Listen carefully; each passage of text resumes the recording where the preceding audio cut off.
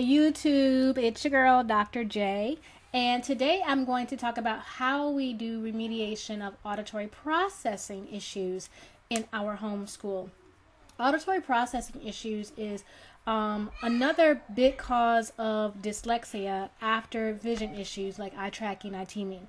Auditory processing is the way that the brain deals with auditory information that comes in. Sometimes it only takes in a part of that information, sometimes it gets jumbled in the brain, and so we do some training activities to help the kids retrain that brain so that what they're hearing is what's actually been said. It's that auditory input that's coming in.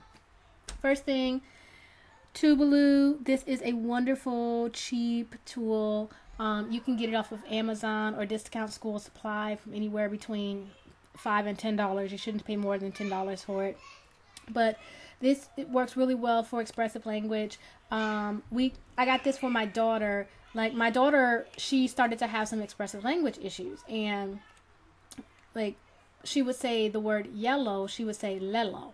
And we would say, no, it's yellow. She was like, right, lello. So we got this, and this allows you to hear yourself exactly how you sound. And so when she got this and she would say lello, it was clear that she wasn't saying the yeah. And so we did this. We worked with, she worked with this just, 2 minutes a day, 4 or 5 days a week for a couple months, and that completely cleared up her expressive language issues. So if you have a child that has some trouble pronouncing some words or anything like that, check this out. It works great. A wonderful, cheap tool. Another thing that I use, I have tons and tons of these Weber Phonological Awareness Cards. This one is on production of rhyming words, deletion of phenoms, identification of phenoms, manipulation of phenoms, and I have quite a few more. This is addition of phenoms, segmentation of words and sentences. This one is on discrimination of rhyming words. Basically, it trains your child to hear words correctly and hear things correctly. For instance, this one says, say ask. Now say it with M at the beginning. So, of course, that's mask. And then, as you get further along, it'll say, say bow. Now say it with L at the end. That's a bowl. And this is one of the earlier decks. So, the pictures are there as a bit of a crutch sometimes. And this one is identification of phenoms. And so it says, what sound do you hear at the end of flag? And so, of course, the child would say it's G. Okay, now, the reason for the pictures in this set is because if the child has any auditory memory issues, they want to make sure that the child can keep the word in their mind long enough to play with the phenoms. So that's what the picture is there for, to make sure that the child is keeping the word in their mind as they play with the different, phonological questions you're asking. Then we get to manipulation of phenoms. And so this one, it says, change D in slide to S. Now say the new word. So, of course, the new word is slice. So they just have, a whole set of those. And then deletion of phenoms, that's where they're taking a phenom out. So, say path. Now say it without the T. And so it's path. So it's making sure that it's just doing different things that are going to make sure that the child can break down those words effectively. And I really like them. We use them all the time. They're made for use in school districts. So they're really, really high quality. I know once we're finished, with this set, it's still going to be in good shape. We'll just pass it on to another family, but they're excellent. So if you buy them, they're going to last you for as long as you need them. The next thing, this book I love, Auditory Processing and Expressive Language Activities. It says ready-made materials for clinicians and teachers.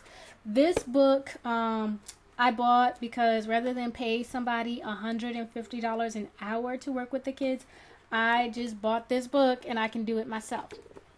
It's the exact same book that's going to be used by clinicians who are working with kids one-on-one.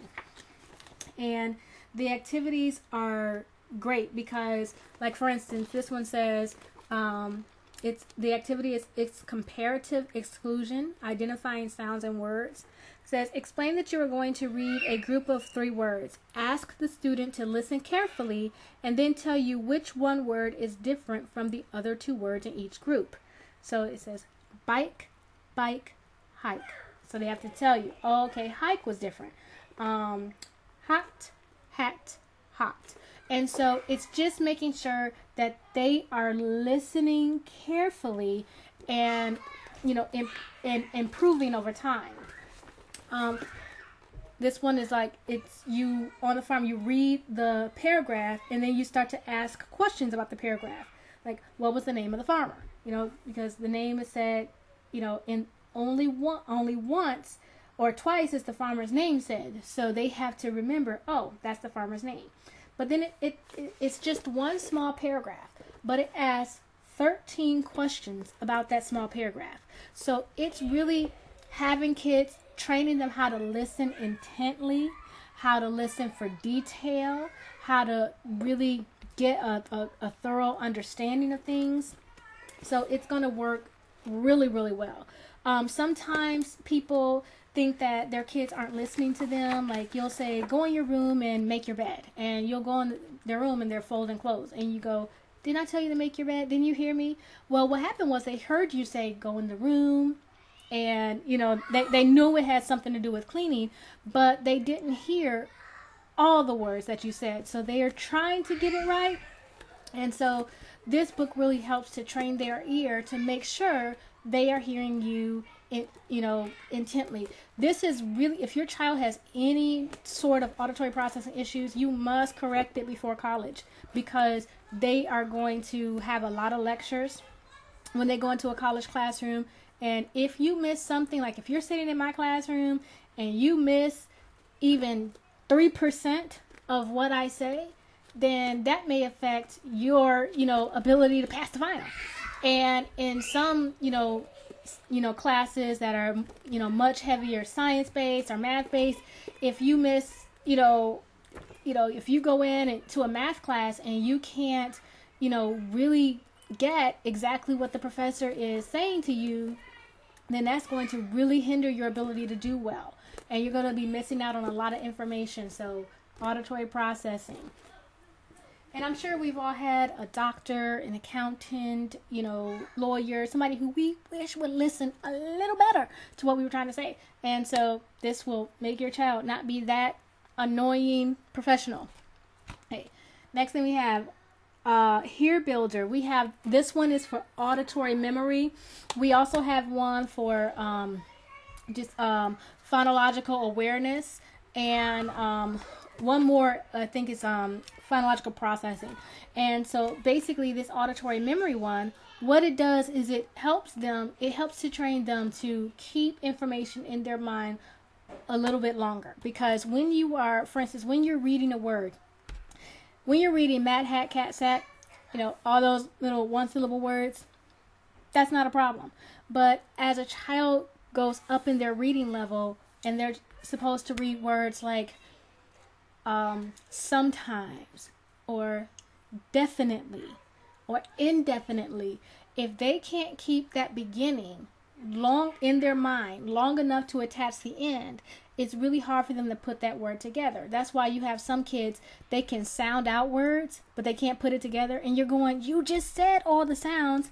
Yes, they did, but by the time they got to the ending sound, they forgot the first sound. So it's hard for them to keep that in their mind long enough to keep those sounds in their mind long enough to put them together.